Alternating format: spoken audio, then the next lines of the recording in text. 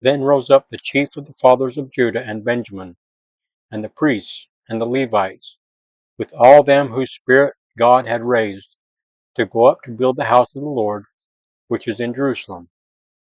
Ezra 1:5.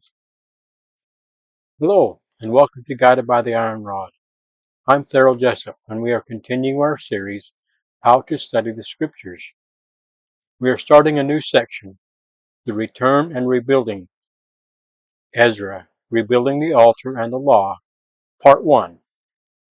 First Return under Zerubbabel. If you know of someone who may benefit from this message, subscribe, tap bell, and please share it.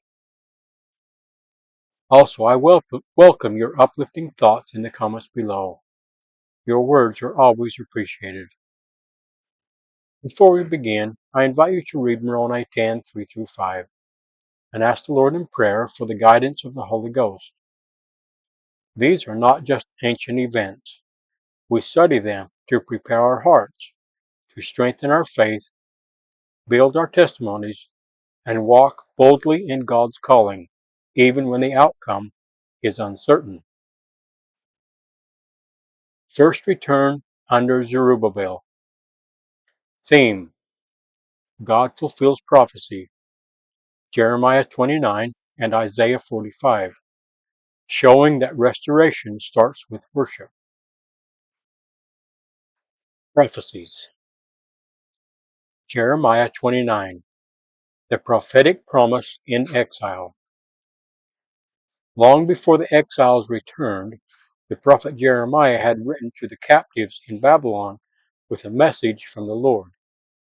He told them to settle in the foreign land, to build homes, plant gardens, and seek peace there, because their captivity would last 70 years.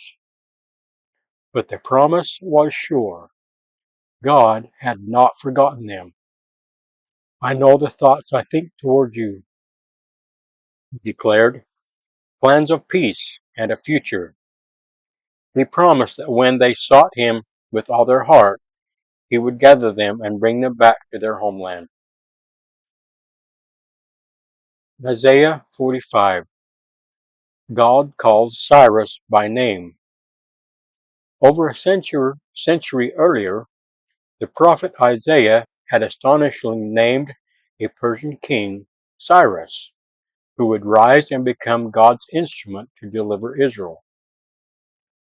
God would open doors before him and use him to free the captives and rebuild Jerusalem, not for reward or favor, but because God had declared it. The Lord made it clear there is no other God, and all salvation would come through him. To him every knee would bow. Decree and rebuild. Ezra 1-2. Cyrus issues the decree and the people return. In the first year of Cyrus, king of Persia, the Lord stirred his heart to make a proclamation. The God of heaven had charged him to rebuild the temple in Jerusalem. Anyone among the Jews who wished to return could go, and their neighbors were to support them with gifts and offerings. Cyrus even returned the sacred vessels that Nebuchadnezzar had taken from the temple. Led by Zerubbabel and Jeshua the priest, nearly 50,000 people made the journey back, along with precious items and contributions. A detailed genealogy was kept of the families and priests who returned, although some whose lineage was unclear were excluded from priestly duties until proper confirmation.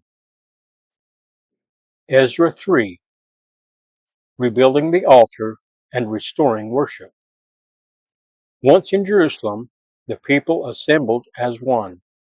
Despite fear of surrounding peoples, they rebuilt the altar on its old foundation. Jeshua and Zerubbabel led the way in restoring the daily sacrifices and feasts, starting with the Feast of Tabernacles, though the temple itself had not yet been rebuilt. worship resumed. They also hired laborers and tradesmen and secured materials to begin rebuilding the house of God. In the second year, work began when the foundation was laid. The people sang praises to the Lord. Some wept for what was lost, others shouted with joy for what was beginning anew. Ezra 4. Opposition arises. The surrounding peoples offered to help, but were rejected by the Jewish leaders, knowing their motives were not pure. In retaliation, those neighbors discouraged the builders and bribed officials to frustrate the work. Under later Persian kings, accusations were sent to the throne, warning that Jerusalem was a rebellious city. In response, the king issued an order to halt the building. The work stopped, and the dream paused for a time. Ezra 5. The prophet speaks, and the work resumes. During the reign of Darius, God raised up the prophets Haggai and Zechariah. Their messages inspired courage and obedience. Zerubbabel and Jeshua took up the work again, and the prophets stood with them. When challenged again by regional authorities, the leaders cited the original decree of Cyrus. A new inquiry was sent to Darius for confirmation. Ezra 6. Confirmation and completion. Darius ordered a search and found the decree of Cyrus. He confirmed it and commanded that the project be supported, not hindered. Supplies were to be provided at government expense. With renewed strength and divine favor, the Jews completed the temple. They celebrated the dedication with joy and purity, offering sacrifices and keeping the Passover for the first time in decades. God had kept his word, just as he promised through Jeremiah and Isaiah. In the name of Jesus Christ, amen.